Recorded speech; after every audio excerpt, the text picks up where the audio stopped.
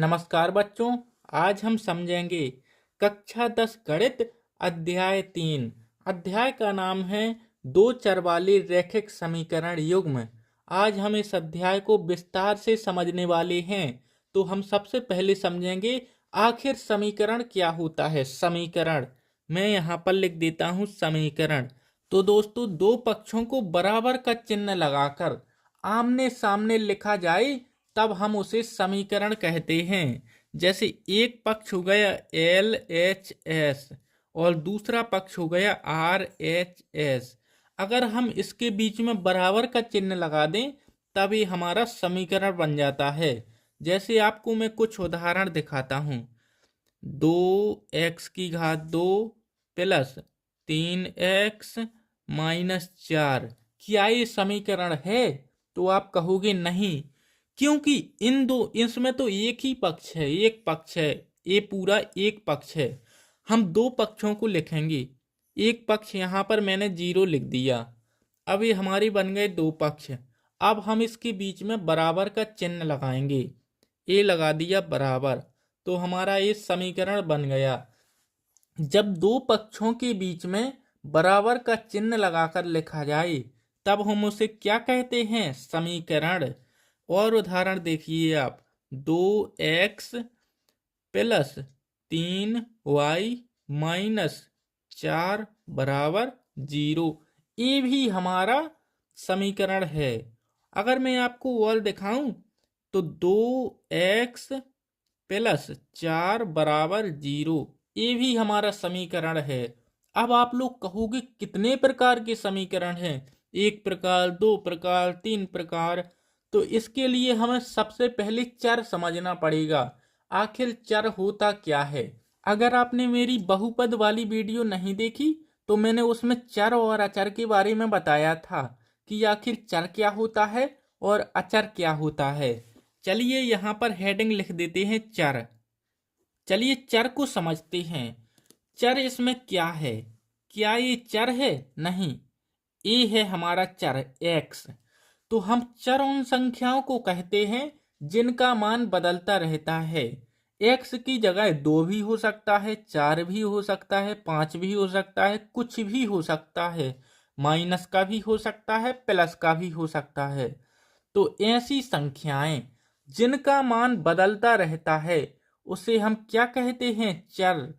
ऐसी संख्याएं जिनका मान बदलता रहता है उन्हें हम चर कहते हैं। चर। चर की अगर मैं आपको उदाहरण दिखाऊं तो ABCD के जितने अक्षर होते हैं सभी के सभी चर होते हैं, क्योंकि x की जगह पर कुछ भी हो सकता है, y की जगह पर कुछ भी हो सकता है। ये है हमारे क्या? चर। अब दोस्तों हम समझेंगे अचर। आपने इसमें चर तो समझ लिया, XYZ ABCD के अक्षर क्या हैं? चर हैं। जैसे यहाँ पर ये क्या है? चर। यहाँ पर ये चर, ये भी चर है और ये सब स्क्वायर वाले सब चर हैं। अब हम समझेंगे अचर। आखिर अचर क्या होता है? अचर वे संख्याएं होती हैं जिनका मान बदलता नहीं, यानी मान फिक्स रहता है। ऐसी संख्याएं जिनका मान बदलता नहीं। अब आप लोग इनमें देखिए किसका मान नहीं बदल रहा। जैसे 2 है, कक्षा आप 1 में पढ़ रहे थे तब भी इसे 2 बोल रहे थे, कक्षा 4 में पढ़े तब भी इसे 2 बोला, और कक्षा 10 में भी पढ़ रहे हो तब भी इसे क्या कहोगे? 2 ही कहोगे। और 4 को 4 ही कहोगे, 0 को 0 ही कहोगे, 3 को 3 ही कहोगे। तो ये सब क्या हैं? अचर। ये चलते नहीं हैं। चर होते हैं ना जो, वे चलते फिरते रहते हैं। कभी यहाँ पर 3 हो सकता है, कभी 6 हो सकता है, कभी 5 हो सकता है। हम लिखेंगे जिनका मान बदलता नहीं, उन्हें हम क्या कहते हैं? उन्हें हम अचर कहते हैं। अचर की उदाहरण क्या होते हैं? गिनती के सभी अक्षर, जैसे 1 2 3 4 5, जितनी भी हमारी गिनती होती है वो क्या होती है? वो होती है हमारी अचर। और जितने भी हमारी ABCD के अक्षर होते हैं वे क्या होते हैं? उन्हें कहते हैं हम चर। और व्यंजक किसे कहते हैं? चलिए व्यंजक भी समझ लेते हैं। यहाँ पर हेडिंग डालते हैं व्यंजक। हम लोग समझ सकते हैं जो चर और अचर से मिलकर बना हो उन्हें हम व्यंजक कहते हैं।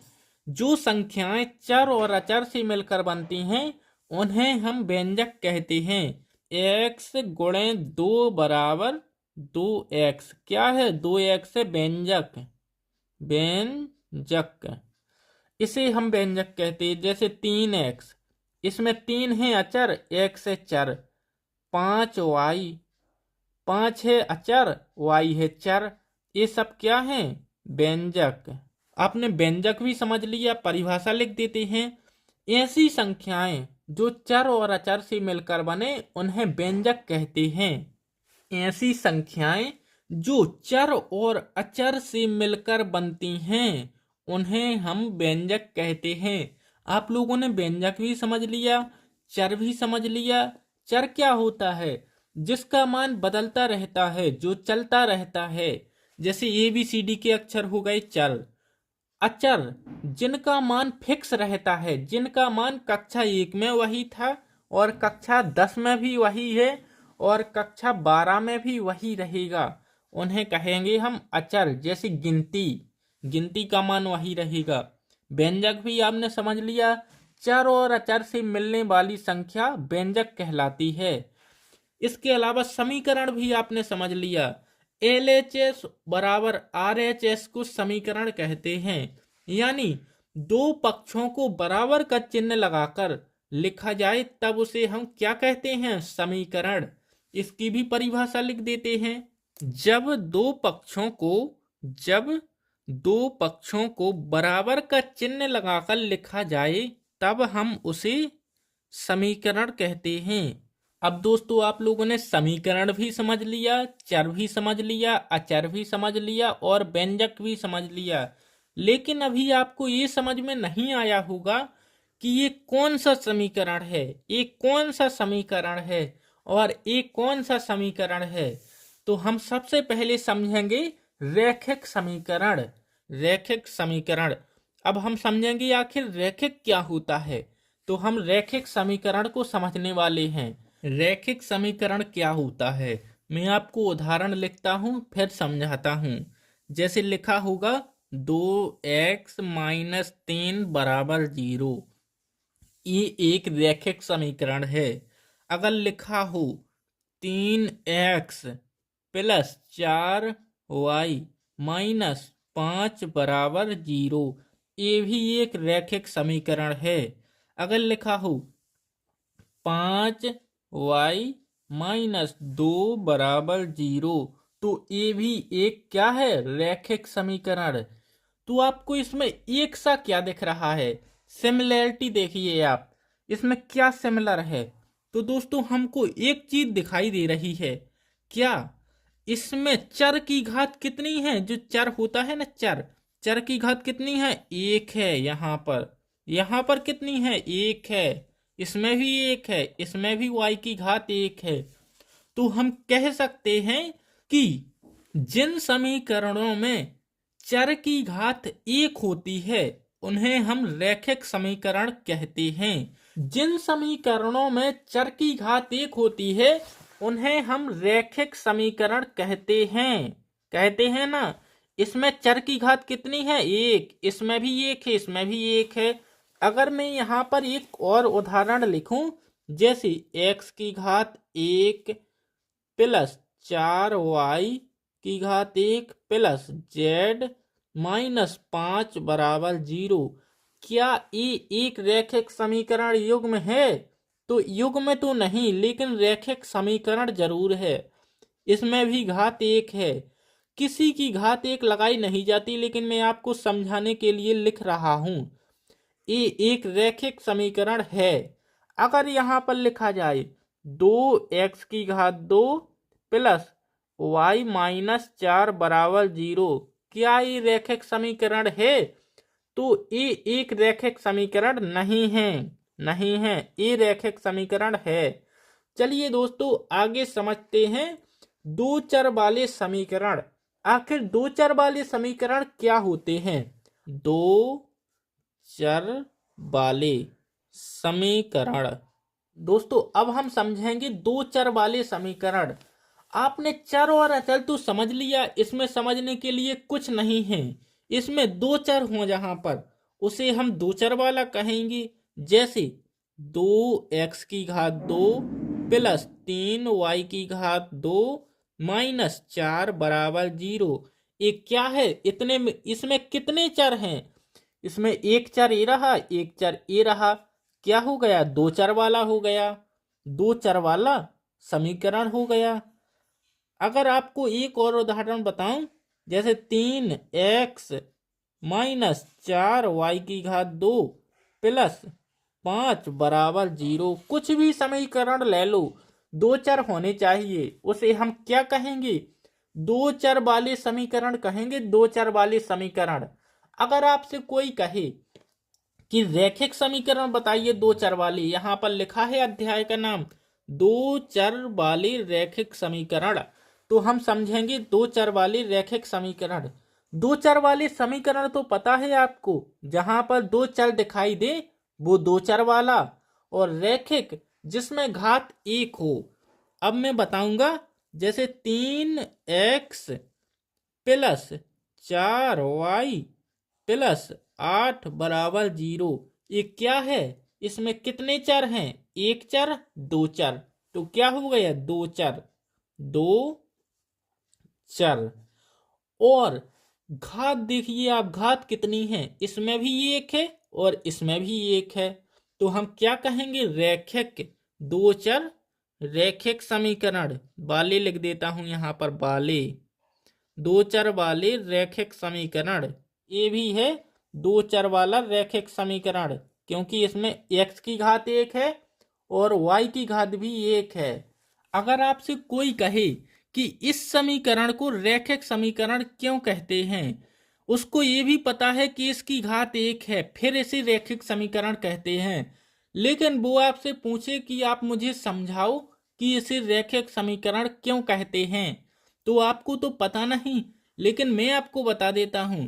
इसका एक ग्राफ बनाया जाए तो एक सरल रेखा बनेगा। क्या बनेगा? एक सरल रेखा। जैसे अगर हम x की जगह पर कुछ रखेंगे तो y का मान आएगा। जैसे मैं आपको बताता हूं, x बराबर 0 रखने पर, 0 रखने पर आपसे ग्राफ खींचते बनता है या फिर नहीं? अगर नहीं बनता तो थोड़ी थोड़ी ग्राफ भी बता देता हूं। जब x की जगह पर हम 0 रखेंगे तो y का मान कितना आएगा? 0 प्लस वाई माइनस 2 बराबर 0, इस प्रकार से आएगा। x की जगह पर 0, अब हम लिखेंगे y बराबर, इसका पक्षांतर करेंगे 2। जब x का मान 0 रखा तो y का मान कितना आया? y बराबर 2 आया। अगर हम x का मान 1 रखें, x बराबर 1 रखने पर, जब हम x की जगह 1 रखेंगे तो हमारा मान कितना आएगा? x प्लस वाई माइनस 2 बराबर 0। एक दो में से घट जाएगा, कितना बचेगा? यहाँ पर बचेगा माइनस का 1, दो में से एक गया, एक बचा, चिन्ह माइनस का रखेंगे क्योंकि 2 बड़ा है, बराबर 0, y बराबर 1। दोस्तों हमारे क्या मान निकले? जब हमने x की जगह पर 0 रखा तो y बराबर 2 निकला, जब हमने x की जगह पर 1 रखा तो y बराबर 1 निकला। अब हम इसका एक ग्राफ बना देते हैं। दोस्तों ये रहा हमारा ग्राफ, यहाँ पर है मूल बिंदु 0,0, यहाँ पर 0 0 होता है सब कुछ। y अक्ष पर x 0 होता है और x अक्ष पर x y बराबर 0, y बराबर 0 होता है x अक्ष पर y, और x बराबर 0 होता है y अक्ष पर। अब हम इसका ग्राफ बनाते हैं। हमारे बिंदु क्या निकल कर आए? हमारा बिंदु एक है 0,2, 0,2, और दूसरा 1,1, 1,1। चलिए इनको मिलाते हैं। ए है हमारा 0, क्या है? x है, तो हम कहाँ पर देखेंगे? y पर। 1 2, एक बिंदु तो हमारा मिल गया, ए रहा, ठीक है। चलिए दूसरे बिंदु को मिला देते हैं। हमारा दूसरा बिंदु है 1,1, हमें यहाँ से एक लाइन खींचेंगे, इस प्रकार से यहाँ से भी एक लाइन खींचेंगे, जहां पर काटेगा वही बनेगा हमारा बिंदु। यहाँ पर काटा, हम एक लाइन खींच देंगे इस प्रकार से, इस प्रकार से खींचेगी लाइन, इस प्रकार से। तो ये क्या है, एक सरल रेखा है, इसीलिए इसे एक रैखिक समीकरण कहते हैं। इसका ग्राफ क्या आया, एक सरल रेखा। मैं यहां पर लिख देता हूं, रैखिक समीकरण का ग्राफ एक सरल रेखा होता है। इसीलिए इसे क्या कहते हैं, रैखिक समीकरण कहते हैं। दोस्तों, रैखिक समीकरण का ग्राफ क्या होता है, एक सरल रेखा जो कि इस दो से इस दो तक आई है, एक सरल रेखा है, इसीलिए इसे रैखिक समीकरण कहते हैं। अगर आपको समझ में ना आया हो तो मैं आप आगे एक वीडियो बनाऊंगा जिसमें विस्तार से बताऊंगा, इसमें जल्दी जल्दी बताया है। चलिए अब समझते हैं हम रैखिक समीकरण युग्म, दो चर वाले रैखिक समीकरण युग्म। आखिर दो चर वाले रैखिक समीकरण युग्म क्या होता है। अध्याय का नाम है हमारे दो चर वाले रैखिक समीकरण युग्म। युग्म का क्या मतलब होता है, युग्म बराबर होता है जोड़ा, जोड़ा। युग्म का मतलब क्या होता है, जोड़ा। जैसे चप्पल का जोड़ा, हम कहते हैं ना, एक जोड़ी चप्पल, एक जोड़ी जूते, कुछ भी हो जोड़ा, ऐसे बहुत सारे जोड़े होते हैं। तो हम कह सकते हैं दो चर वाले रैखिक समीकरण युग्म, यानी दो चर वाले रैखिक समीकरणों का जोड़ा। चलिए इसको अच्छे से समझते हैं। जैसे आपको दो चर तो पता है, एक्स और वाई। यहां पर मैं लिख देता हूं, एक्स 3x प्लस 4y बराबर 12। यहां पर लिख देता हूं 5x प्लस 6y बराबर 30। तो दोस्तों ये क्या है, हमारे दो चर वाले रैखिक समीकरण युग्म हैं। युग्म का मतलब जोड़ा, एक दो, जोड़ा बन गया ना, जोड़ा। इसे हम क्या कहेंगे, दो चर वाले। इसमें चर कितने हैं, एक दो, एक्स वाई, दो चर वाले रैखिक समीकरण, एक्स की घात एक, वाई की घात एक, एक्स की घात एक, वाई की घात एक, दो चर वाले रैखिक समीकरण। दो चर वाले रैखिक समीकरण युग्म का मतलब होता है दो समीकरणों का जोड़ा। हम परिभाषा को लिखेंगे, ऐसे दो समीकरण जो समान चर से बने हों, ऐसा एक समीकरण हो गया। ये है हमारा एक समीकरण और ये रहा हमारा दूसरा समीकरण। इसमें चर कौन सा है, एक्स वाई, इसमें भी एक्स वाई। ऐसे दो समीकरण जो समान चर से बने हों, एक्स वाई से ए बना है, एक्स वाई से ए भी बना है। ऐसे दो समीकरण जो समान चर से बने हों और उनकी अधिकतम घात कितनी हो, एक, उनकी अधिकतम घात एक हो, तो हम उन्हें क्या कहेंगे, दो चर वाले रैखिक समीकरण युग्म कहेंगे। चलिए लिखते हैं, ऐसे दो समीकरण जो समान चर से बने हों, जो समान चर से बने हों तथा उनकी अधिकतम घात, तथा उनकी अधिकतम घात कितनी होनी चाहिए, एक, तथा उनकी अधिकतम घात एक होनी चाहिए। तो हम ऐसे समीकरण को दो चर वाले रैखिक समीकरण युग्म कहेंगे। एक समीकरण का ग्राफ क्या बनता है, एक सरल रेखा। तो दो समीकरणों का ग्राफ क्या बनेगा, दो सरल रेखा, दो सरल रेखा ग्राफ। कभी कभी एक नंबर में पूछ लेता है, समीकरण का निकाय होता है तो क्या होता है, एक सरल रेखा। और अगर दो समीकरणों का पूछा जाए तो दो सरल रेखा। ठीक है, चलिए अब समझते हैं कि आखिर दो सरल रेखाएं किस प्रकार से खींची जा सकती हैं। मैं यहाँ पर आपको खींच करके दिखाता हूँ। जैसे एक लाइन ऐसी खींच सकते हैं और एक लाइन किस प्रकार से, इस प्रकार से भी खींच सकते हैं। अगर मैं यहाँ पर और तरीके से खींचूं तो एक लाइन इस प्रकार से खींची जा सकती है, एक लाइन इस प्रकार से खींची जा सकती है, खींची जा सकती है ना। अगर मैं दो लाइनों को और प्रकार से समझाऊं तो किस प्रकार से खींची जा सकती है। जैसे एक लाइन मैंने इस प्रकार से खींच दी और एक लाइन इसके ऊपर खींच सकता हूं। क्या इसके अलावा कुछ और पॉसिबिलिटी है कि इसकी और प्रकार से लाइन को खींचा जा सके। जैसे अगर एक बार काट रही है, इसमें कहीं नहीं काट रही, इसमें कई जगह काट रही, यहाँ पर भी, यहाँ पर भी, यहाँ पर भी कई जगह काट रही है, पता नहीं है।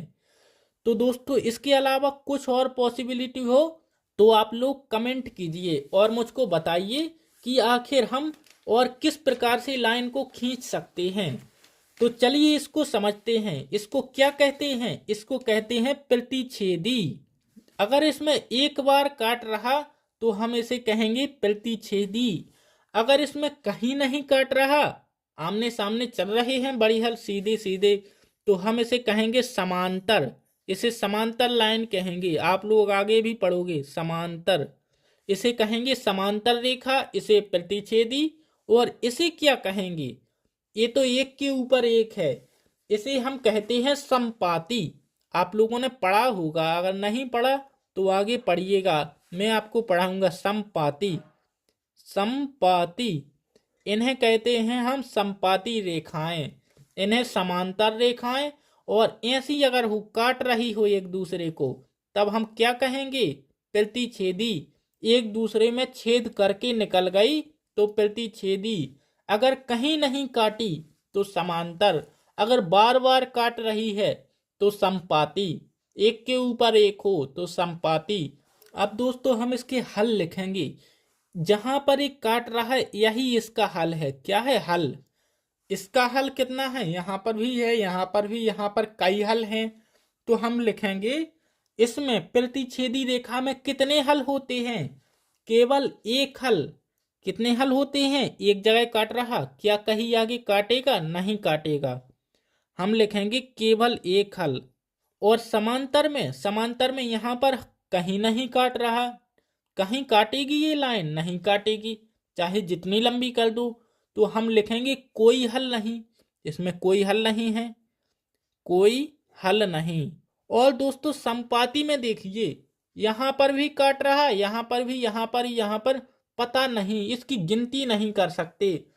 तो हम लिखेंगे समपाती में, लिखेंगे हम अनेक हल। लिख देता हूं मैं, अनेक हल। अनंत भी लिख सकते हैं, अनगिनत भी लिख सकते हैं, अनेक भी लिख सकते हैं, क्योंकि इसको गिन नहीं सकते, इतने सारे हल होते हैं समपाती में। और समांतर में कोई हल नहीं होता, और प्रतिच्छेदी में केवल एक हल होता है जो कि यहाँ पर है। चलिए दोस्तों अब इनकी पहचान को समझते हैं कि आखिर हम कैसे, अगर हमको दो समीकरण दिए जाएं तो हम कैसे पता लगाएंगे कि इसमें प्रतिच्छेदी है कि समांतर है कि समपाती रेखाएं हैं। तो सबसे पहले हम दो समीकरण लिखेंगे। क्या लिखेंगे? दो समीकरण। 5x प्लस 4y माइनस 3 बराबर 0। चलिए दूसरा समीकरण लिख देते हैं। 3x प्लस 5y माइनस 8 बराबर 0। लिख दिया मैंने दो समीकरण। अब दोस्तों हम इसका क्या लिखेंगे? व्यापक रूप। अब अभी तक आपने व्यापक रूप तो देखा ही नहीं। व्यापक रूप में यहां पर लिख देता हूं। इसका व्यापक रूप क्या होगा? a1x plus b1y plus c1 बराबर 0। ये होता है समीकरण का व्यापक रूप। कौन से समीकरण का? दो चर वाले रैखिक समीकरण का। चलिए इसका भी लिख देता हूं। a2x plus b2y plus c2 बराबर 0। क्या होता है ये होता है व्यापक रूप।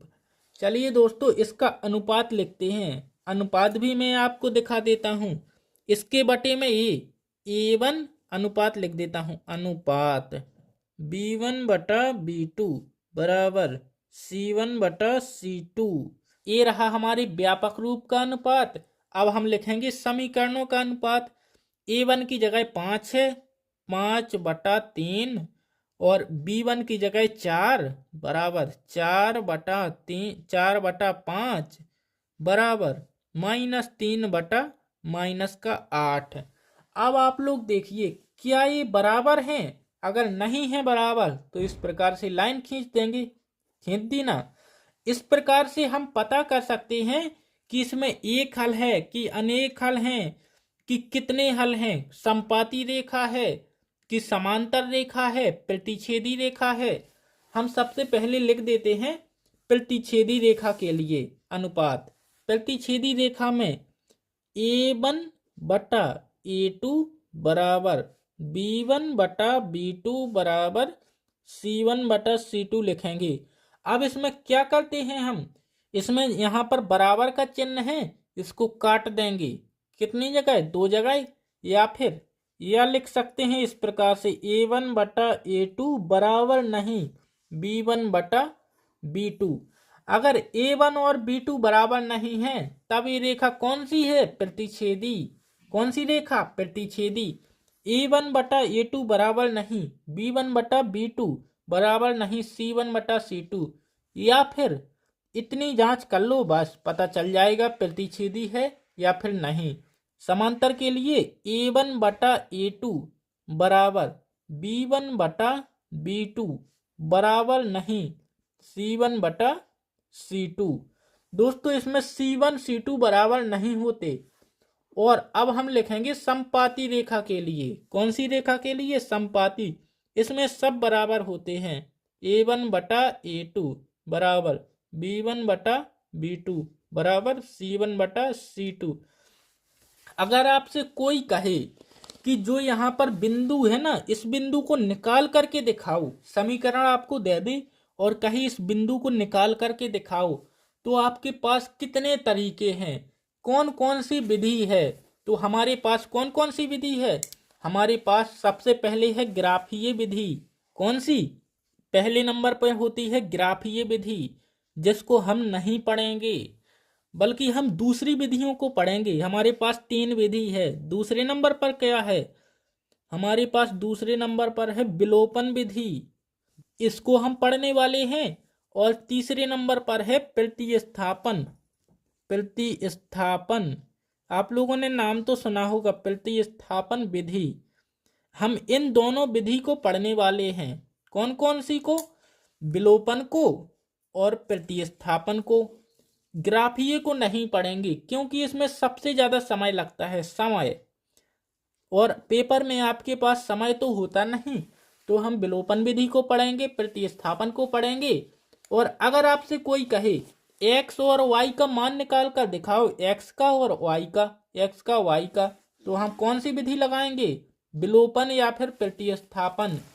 इसी के मान यहाँ पर होता है केंद्र बिंदु, जहां पर एक काटता है, काटता, जैसे यहाँ पर काटे तो यहीं का x और y निकालेंगे। क्या निकालेंगे, x, y निकालेंगे।